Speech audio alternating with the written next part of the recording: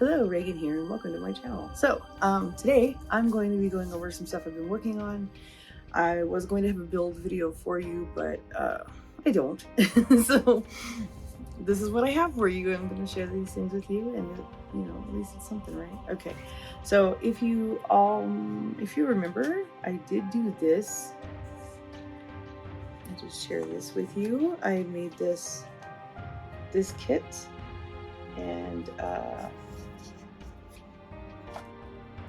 it was a lot of fun. Great build. Really enjoyed putting it together, and it was fantastic. Really like it. Anyway, I ended up with 2 of these. I didn't do much as far as customization other than like the roof and stuff on this one, but it's basically, the majority of it is exactly how the kit came. So I decided that since I had 2 of them, I would spice up the second one. So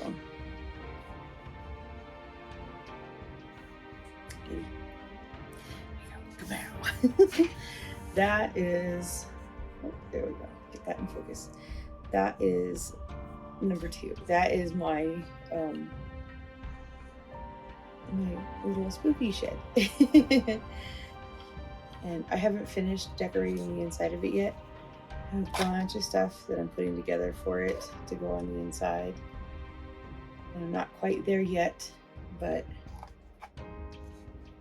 that's what I got so far. I'm also going to be mounting this on a base so that I can have some like spooky trees and stuff to go with it. It's gonna be awesome. I'm so excited. I recorded part of that process. I took some pictures. I'll share that with you. Like the techniques I used to get where I got there, whatever. But yeah, a lot of fun. A lot of fun. To go in it, I turned to some like downloadable, like printables for the most part. I had some stuff that was like left over from other kits and things like that that I'm going to be putting in it. And then, like I said, I went on like Etsy, and then there's a couple of people that I subscribe to on Instagram for like $1 a month or whatever. They have like cute things. And then I also like put together like some garbage. So to make some little like plants and stuff to go in there that need to be like weathered up and made to look spookier. I also found, like I said, I subscribe to a lot of people on Instagram, and then I buy stuff on Etsy, printables on Etsy. And if you look in the bottom of this bag, there are some like cigarette butts. I'm also gonna make some little trash bags and stuff to go with. And a little pack of, let me see if I can show this to you. Little pack of Lucky Strike cigarettes. Right there, hanging out, just a couple of those. Some VHS tapes.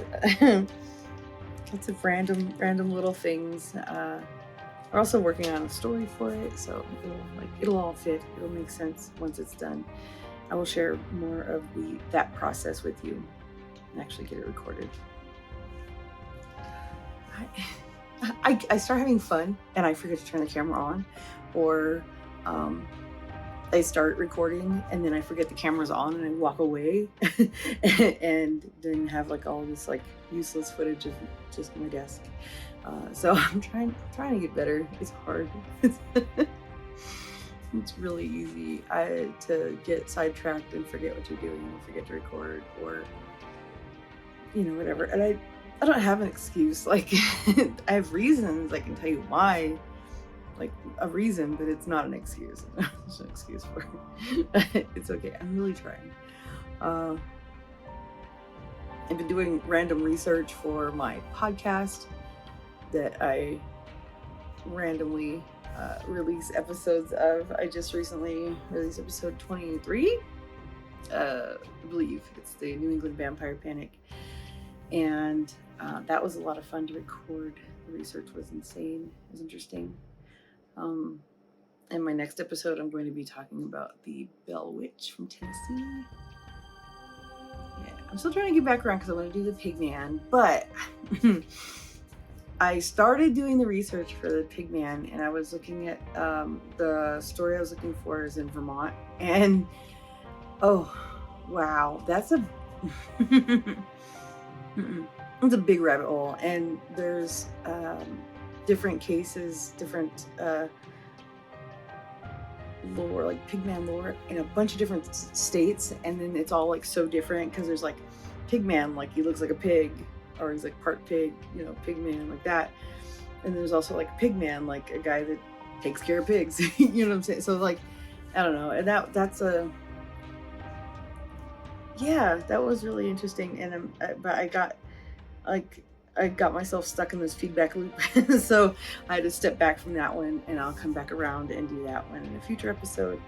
And right now, like I said, I'm working on the Bell Witch, which has been pretty interesting. Some of the stuff in the South is a little bit of a minefield. If you know, you know. But it's still pretty fascinating, pretty interesting, and yeah. So I like these little crates. They're pretty easy and straightforward. And I know there's a lot of people that make them, but I don't know about you. When I look up tutorials for things or whatever, I'll watch like 5 or 6 different videos of different people doing it, because everybody has their own way, and you learn little bits and pieces from different people and kind of put that together and make it your own. So yeah, I like to be able to contribute to that as much as I possibly can, because that's my process, and I think it's amazing for other people too. So yeah. The other thing is in making this little creepy shed, I plan on doing some spider webs, and I don't have it with me, but I have like the spider web stuff from Green Stuff World or whatever, and my normal airbrush is a big clunky nightmare. I need a new compressor, like I really do. The one I have is obnoxious, and it walks across the floor, and I don't have a tank, so it just runs and runs and runs and runs, and it's really hot, and everybody's like, it's fine, it's okay, it's not hurting. I'm like, no, it bothers me. So I really want to get one that has a reservoir tank, so that I can just like fill that tank up, and then I have to listen to it sounds like a diesel idling next to me the whole time while I'm trying to airbrush. It's really obnoxious. I'm very sound sensitive, so I'm like, unless I choose to like listen to music loudly or something, I really can't handle loud noises. Anyway, but so I've been looking for something quieter and a little bit easier to deal with. And then I also can't do the spider webs inside my house, because even with my booth and the air purifier, it still ended up everywhere. Like I tried so hard to keep it contained. Like I don't know if my PSI was too high. I like adjusted it as much as I could.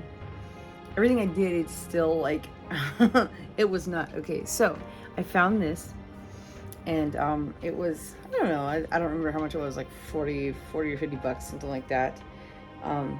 But it's an all-in-one unit.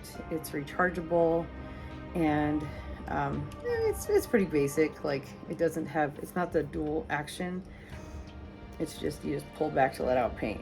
It just, when it's on, it's on. And the air continues to like flow or whatever. But it does, it's not as loud. I'll turn it on for you. That's that's low. This is making some noise, but it doesn't usually, because when you're pushing on it, it doesn't. And then that's high. So I don't know how that's picking up on my mic, but it's not bad. And then that's, oh, sorry, 3 settings. For some reason I thought it was 2, but yeah. I usually use it on the second setting, so that's probably why I kept thinking it was only 2. But it has different things. These are marketed to use for like cake decorating and other stuff like that. It has a couple of plastic reservoirs that come with it. The reservoir does screw off, which is really easy for like cleaning and stuff. And I mean, you know, for a fraction of what it cost me for my other setup, because my airbrush that I use with my compressor is like a $300 airbrush. So and then I have a couple, because I couldn't just have one, because you need different ones for different things, different tips for different things. And then I went to get the tips, like a different like needle size and stuff for the one that I had, and I couldn't find like what I wanted. I don't know, it was a whole thing. And it was a big rabbit hole I got down and threw a bunch of money into for like no reason, and I feel silly now, and it was a lot easier to just get that because I don't airbrush every day. I don't do it a lot, and most of it's for like effects stuff, so I'm not really wanting to put that kind of stuff through a really expensive airbrush. Not that you can't, I just don't want to, because I'm really bad about not cleaning stuff immediately after using it, and I don't want to screw up my airbrush. So that's nice because it's affordable. Yeah. But I'll take a closer look at that and like show some footage of actually using it and see how it flows and all that stuff. Coming up soon. It's a project I'm working on. And then I've been putting together some SVG files that I keep trying to get finished. I didn't forget about it, I just haven't got it done.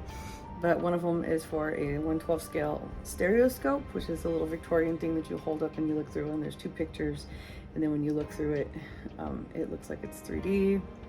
That I have it 98% finished. I just need to finish that. I'll be offering that on my Patreon. You can go over and follow me for free on there. You don't have to be a paid member. And my free members right now get the same benefits as my paid members. I don't have anything really to put behind a paywall yet because I don't really post over there very regularly. I haven't put a lot of effort into it yet. So if you want to just go over there and follow me on there, like I said, you can become a member for free, and I do share stuff with my free members, basically everything right now. And then as I do want to put together like some tutorials and things like that over there that are more in-depth and not just a bunch of sped up footage and disjointed clips on YouTube. So once I do that, I'll start talking about paywall stuff. But we're not there yet. We are so far from that because this is it's just a hobby thing for me. And yeah, so anyway, but the stereoscope, and then this guy that I'm getting ready to share with you is something else that I'm going to be offering an SVG file for. And if you don't have a Cricut or whatever, like just the plans so that you can create it. And it is this guy. Ta-da! Isn't he cute? Little fortune teller guy. And it has 3 drawers that open. This one has little tarot cards in it. So cute. Oops. And I don't have anything in the other 2 yet, but yeah, it's the whole thing. The plans will include the drawers and the option to like remove those if you're not interested in the drawers or if you only want one or whatever. And I did put like a set of fairy lights in this one so that it lights up. Hide behind it so that you can actually see it. There he is in all of his glory. I do have glass for it, but I didn't put it in. Well, it's plexiglass, but I didn't put it in because I wanted to be able to like show it without all of the glare and stuff. But it looks really cute with all the glass in it and everything.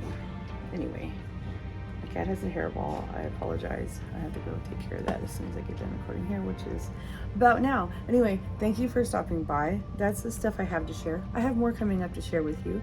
I'll get there. And yeah, have a wonderful rest of your whatever day, night, week,